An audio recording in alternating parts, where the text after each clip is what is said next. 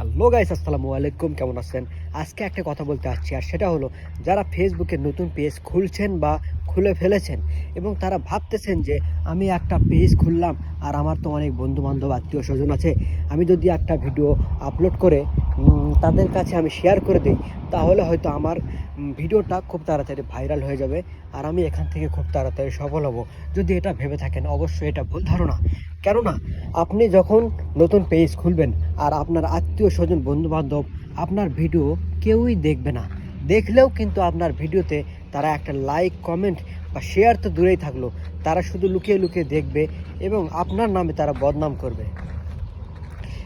এটা বলবে, সেটা বলবে আপনি পাগল হয়ে গিয়েছেন, আপনাকে দিয়ে কিছুই হবে না, এই সেই অনেক, আপনাকে আরও মনটা খারাপ হয়ে যাবে, আপনার ইচ্ছে করবে যে আমি আর ফেসবুক চালাবো না, কাজ করব না।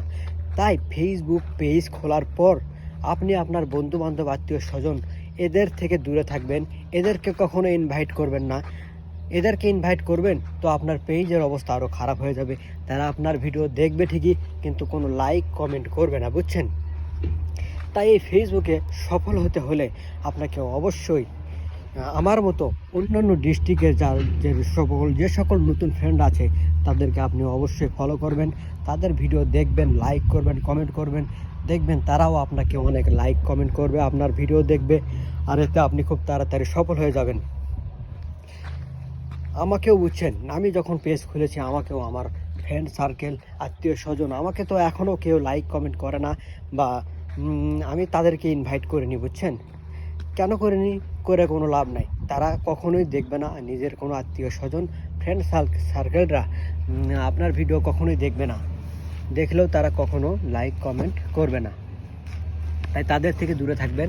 আপনি পেজ খুলবেন বা খুলে ফেলেছেন, ইনশাল্লাহ আপনি নতুন নতুন বন্ধুদের অ্যাড করুন, তাদের সঙ্গে যুক্ত হয়ে যান, ফলো করুন, তাদের ভিডিও দেখুন, তাদেরকে লাইক কমেন্ট করুন, দেখবেন সেখান থেকে আপনি অনেক অনেক ফলোয়ার পেয়ে যাচ্ছেন, তারা আপনার ভিডিও দেখতেছে, লাইক করতেছে, কমেন্ট করতেছে।